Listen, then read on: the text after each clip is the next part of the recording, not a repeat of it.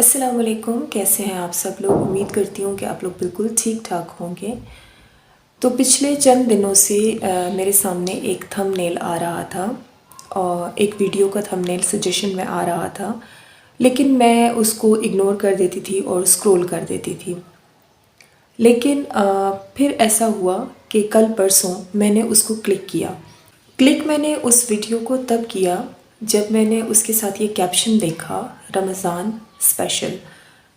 تو بہت کچھ اندر سے مجھے ہٹ کیا کہ اس رمضان فار دس پرپس، اور میں نے اس کو اس لیے کلک کیا کہ میں دیکھوں کہ سوسائٹی کا ریئیکشن کیا ہے اس ویڈیو کی طرف یا اس ایکشن کی طرف کہ رمضان کے لیے اسپیشل ڈراماز بنائے جا رہے ہیں اور وہ بھی اتنے ولگر۔ تو میں نے کامنٹس سکرول کر کے دیکھتی رہی کہ کوئی نہ کوئی تو ایسا ہوگا جس نے ضرور اس ایکشن کو کنڈیم کیا ہوگا کہ رمضان کے لیے ڈراماز کے مطلب رمضان کا مقصد کیا ہے۔ لیکن انفارچونیٹلی مجھے صرف کوئی اکا دکا ہی ایسے کامنٹس ملے جنہوں نے اس کو کنڈیم کیا، اور باقی جتنے بھی لوگ تھے انہوں نے بہت زیادہ اپریشیٹ کیا، اور لکھا بھی ہوا تھا کہ we want more such dramas, we want this couple and we want this and we want that. چلیے نان مسلم سے تو گلہ نہیں ہے کہ ان کے ریلیجن میں تو الاؤڈ ہے یہ سب کچھ، لیکن مسلم کمیونٹی نے بھی ایسے کمنٹس کیے ہوئے تھے جس کو دیکھ کر بہت زیادہ دکھ ہوا کہ ہم لوگوں کو یہی نہیں پتہ کہ رمضان کس لیے ہے۔ شاید ہم لوگ سمجھتے ہیں کہ رمضان جو ہے وہ صرف کھانا پینا بند کر دینا ہے، اور اس کے بعد مطلب زیادہ تر لوگ یہی کرتے ہیں کہ سحری کرتے ہیں، اور سحری کے بعد آئی ڈونٹ نو مطلب یہ ایک ٹرینڈ چل پڑا ہے کہ نماز کی ادائیگی بھی پراپر کرتے ہیں یا نہیں، اور اس کے بعد سو جاتے ہیں، سو کے اٹھتے ہیں اور پھر کہتے ہیں کہ بس بور ہو رہے ہیں تو اب یہ انٹرٹینمنٹ چاہیے، اب وہ انٹرٹینمنٹ چاہیے۔ پھر اس کے بعد یہ جو موبائل ایک چیز ہے نا جو ہمارے ہاتھوں میں آ گئی ہے، تو یہ موبائل ایک بہت ہی خطرناک چیز ہے۔ یہ مہینہ تو اللہ تعالیٰ کا ایک اسپیشل گفٹ ہے کہ ہم اپنے گناہوں کی بخشش کروا لیں، اور انفارچونیٹلی ہم اس مہینے کو بھی اس طریقے سے ضائع کر دیتے ہیں، اور ہم سمجھتے ہیں کہ شاید ہماری ڈیوٹی پوری ہو گئی اگر ہم نے سحر کر لیا، افطار کر لیا۔ اور سحر و افطار بھی ہمارے کیسے ہوتے ہیں، مطلب اتنے زیادہ کھانے اور اتنا زیادہ ویسٹیج آف فوڈ۔ اچھا، اب کچھ لوگ کہتے ہیں کہ what's wrong with entertainment? Entertain ہونے میں کیا بری بات ہے؟ کیا اسلام انٹرٹینمنٹ سے منع کرتا ہے؟ تو ایسی بات نہیں ہے، اسلام انٹرٹینمنٹ سے منع نہیں کرتا، بٹ ایکچولی اسلام جو ہے ولگیرٹی سے منع کرتا ہے۔ اگر انٹرٹینمنٹ میں ولگیرٹی انوالوڈ ہو تو اس چیز سے منع کرتا ہے۔ سال کے 12 مہینوں میں سے کیا ہم ایک مہینہ اپنے اللہ کو نہیں دے سکتے، اللہ کے لیے مخصوص نہیں کر سکتے؟ باقی سارا سال تو ہم اپنی ایکٹیویٹیز کرتے ہی رہتے ہیں، اور ایون یہ بھی کہا جاتا ہے کہ کوشش کرنی چاہیے کہ رمضان میں ہم اپنی سوشل ایکٹیویٹیز کو بھی کم سے کم کر دیں۔ دیٹ ڈز ناٹ مین کہ ہم نے کٹ آف کرنا ہے اپنے رشتہ داروں سے اور اپنے ریلیٹیو سے۔ دیٹ مینس کہ ہم نے جو ہماری اننیسیسری سوشل ایکٹیویٹیز ہوتی ہیں نا، ان کو بھی ہم نے تھوڑا سا کم کر دینا، مثلاً بازار جانا، مثلاً گھر کے بہت زیادہ ایکسٹرا کام کرنا، اور ٹی وی اور انٹرٹینمنٹ تو مطلب جائز بنتی ہی نہیں ہے۔ اس کی مثال ایسے ہے نا کہ لیٹ سے سائنس کا پیریڈ ہو رہا ہے، اور کوئی بچہ ہے وہ بیٹھا ہوا ہے اور وہ انگلش کی کتاب لے کے بیٹھا ہوا ہے، پڑھ بڑے زور و شور سے رہا ہے اور بڑے شوق سے پڑھ رہا ہے۔ اب سائنس کی ٹیچر آ کے اس کو شاباش نہیں دے گی کہ بیٹا آپ سائنس کے پیریڈ میں میری بات نہیں سن رہے اور سائنس کا لیکچر اٹینڈ نہیں کر رہے، اور آپ انگلش بڑے شوق سے پڑھ رہے ہیں۔ لازمی سی بات ہے سائنس کی ٹیچر اسے ڈانٹے گی کہ بھئی یہ سائنس کا پیریڈ ہے، آپ کو سائنس کی بک نکالنی چاہیے یا سائنس کا جو لیکچر ہو رہا ہے اس میں اٹینٹیو ہونا چاہیے۔ سملرلی رمضان کے مہینے میں یہ مہینہ جو ہے اللہ تعالیٰ نے اس لیے دیا ہے کہ ہم اپنے آپ کو اللہ تعالیٰ کے لیے وقف کر دیں کچھ عرصہ کے لیے۔ 30 ڈیز ہی تو ہے، اور اللہ تعالیٰ کی رحمتوں میں بہتی گنگا میں ہاتھ دھو لے۔ اس حوالے سے میں نے اپنی سسٹر سے بھی بات کی کہ اس طرح رمضان اسپیشل جو ہے ڈراماز بنائے جا رہے ہیں، تو میری سسٹر نے کہا کہ یہ تو پچھلے 4-5 سال سے ہو رہا ہے، اس میں تو حیرت والی کوئی بات ہی نہیں، یعنی کہ مطلب لوگوں کے لیے ایک نارمل سی بات ہو گئی ہے۔ اور ساتھ میں اس نے مجھے یہ بھی کہا کہ یہ ڈراماز اسپیشلی تراویح کے ٹائم میں لگائے جاتے ہیں، تو آپ سوچیں کہ یہ کتنا بڑا فتنہ ہے کہ ہمیں نیکی کے مواقع سے روکا جا رہا ہے۔ تو اس چیز کو کنڈیم کرنا چاہیے. پھر ہو سکتا ہے کچھ لوگ یہ بھی کہیں کہ آپ نے بھی تو کلک کیا، آپ نے بھی تو دیکھا. حدیث میں آتا ہے نا کہ جب تم برائی کو دیکھو تو اس کو روکنے کی کوشش کرو.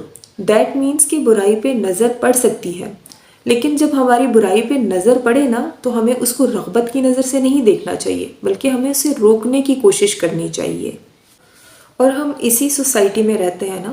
اب اس کا مطلب یہ تو نہیں ہے کہ ہم آئسولیٹ ہو کے ایک طرف بیٹھ جائیں، جو لوگ غلط کام کر رہے ہیں ان کو غلط کام کرنے دیں، بلکہ نہیں، بعض اوقات ایسا بھی ہو سکتا ہے کہ ہمیں ان کے اندر جا کے ان کو فرینڈ بنا کے اور ان کو برائی سے پکڑ کے لانا پڑے. بعض لوگ کہتے ہیں کہ اچھا وہ تو کپل ہیں، اور کیا اسلام میں رومانس حرام ہے؟ کیا اسلام میں رومانس جو ہے وہ الاؤڈ نہیں ہے؟ تو ایسی بات نہیں ہے. اسلام میں رومانس الاؤڈ ہے، لیکن وہ ہسبینڈ اور وائف میں اور ان کی پرائیویسی میں. ٹھیک ہے، Islam romance is allowed between husband and wife with in their privacy. اور اگر ہسبینڈ وائف بھی رومانس، انٹیمیٹ رومانس جو ہے وہ لوگوں کے سامنے یا پبلکلی کرتے ہیں تو دے آر ڈوئنگ ولگیرٹی، کیونکہ نہ صرف وہ اپنی پرائیویسی کو بلکہ دوسروں کی پرائیویسی کو بھی متاثر کر رہے ہیں، دیکھنے والے کی پرائیویسی کو بھی وہ متاثر کر رہے ہیں.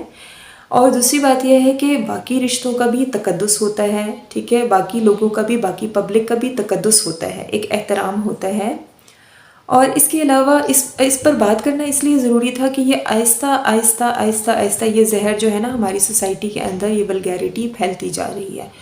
اب آپ ویڈنگس میں بھی دیکھ لیں کہ جو ہے جب نکاح ہو رہا ہوتا ہے تو بہت سارے ایسے کام جو ہے وہ دلہا و دلہن سے کروائے جاتے ہیں جو کہ حیا کے خلاف ہیں، جو کہ باقی لوگوں کے حیا کے خلاف بھی ہیں اور وہ ان کی حیا کے بھی خلاف ہیں. لیکن اس چیز کو برا نہیں سمجھا جاتا. لوگ کہتے ہیں کیا ہوا، ہسبینڈ اور وائف ہی تو ہے. لیکن آپ خود سوچیں، ان کے پاس اپنی پرائیویسی ہے، وہ اپنی پرائیویسی میں یہ سب کچھ کریں. ٹھیک ہے. اور دوسری بات یہ کہ اگر سب لوگ ہی ایسے کرنے لگیں تو آپ سوچیں کہ معاشرے میں بچے بھی ہیں، معاشرے میں ینگسٹرز بھی ہیں، ان کے ذہنوں پر کیا امپیکٹ پڑے گا اس چیز کا. اور یہ صرف اسلام ہی اس چیز کی تعلیم نہیں دیتا، بلکہ جتنے بھی مذاہب ہیں وہاں پہ جو ڈیسنٹ لوگ ہیں، جو سوفسٹیکیٹڈ لوگ ہیں، وہ اسی چیز کی تعلیم دیتے ہیں. ان کے ہاں بھی ایسے ہی نارمز ہوتے ہیں. پہلے لوگوں کو چیز بری لگتی ہے، لیکن مطلب وہ اس کی طرف یہی بات ہے نا کہ جب ہم برائی کو دیکھتے ہیں اور پھر اس میں رغبت محسوس کرنا شروع کر دیتے ہیں. اگر آپ برائی کو دیکھ رہے ہیں تو اگر آپ اسے روکیں گے نہیں نا تو آپ اس میں رغبت محسوس کرنا شروع کر دیں گے، اور آہستہ وہ آپ کو بری نہیں لگے گی، وہ آپ کو بھلی لگنے لگے گی، آپ کو نارمل لگنے لگ پڑے گی وہ چیز. انفیکٹ ہمیں تو رمضان سے پہلے پلان کرنا چاہیے. ہم لوگ کتنی ساری پلاننگز کر لیتے ہیں نا رمضان سے پہلے. جیسے ہم کھانے پینے کی پلاننگ کر لیتے ہیں، سودا لے کے آ جاتے ہیں کہ ہمیں رمضان میں باہر تکلیف نہ ہو. لیکن ایک پلاننگ ہم سے رہ جاتی ہے، اور وہ یہ کہ ہم اللہ تعالیٰ کے ساتھ کیسے تعلق بنائیں، ہم کس طرح قرآن کو زیادہ سے زیادہ اللہ تعالیٰ کے ساتھ زیادہ سے زیادہ ٹائم سپینڈ کریں، اور کیسے ہم زیادہ سے زیادہ نیکیاں کریں، زیادہ سے زیادہ صدقہ کریں. تو بس میں نے اپنی ایک ناچیز سی کوشش کی ہے کہ ہم اس برائی سے بچ سکیں. کیونکہ بعض اوقات ایسا ہوتا ہے کہ وہ کہتے ہیں نا کہ نبی پاک صلی اللہ علیہ وسلم نے فرمایا تھا کہ شرک ایسے بڑھ جائے گا جیسے سیاہ رات میں سیاہ پتھر پر سیاہ چونٹی. تو بالکل اسی طریقے سے برائیاں ہمارے اندر آتی جا رہی ہیں اور ہماری پہچان ہی ختم ہوتی جا رہی ہے ان برائیوں سے. ہم بالکل نارمل فیل کرتے ہیں، ہمیں پتہ ہی نہیں چلتا. جس طرح سے یہ بالکل ایسے نا جیسے پرفیوم سپرے کریں کمرے کے اندر تو تھوڑی دیر بعد ہی ہمیں اس پرفیوم کی اسمیل محسوس نہیں ہوتی، ہم اس میں نارمل فیل کر رہے ہوتے ہیں نا. اور حدیث میں جن 3 لوگوں کے بارے میں آتا ہے کہ یہ تباہ ہوئے، ان میں سے ایک وہ بھی ہے جس نے رمضان کا مہینہ پایا اور پھر اس نے اپنی گناہوں کی بخشش اللہ تعالیٰ سے نہ کروائی. تو اللہ تعالیٰ ہمیں اس رمضان میں اپنی رحمتوں سے مستفید ہونے کی توفیق عطا فرمائے. آمین. اللہ حافظ. شکریہ.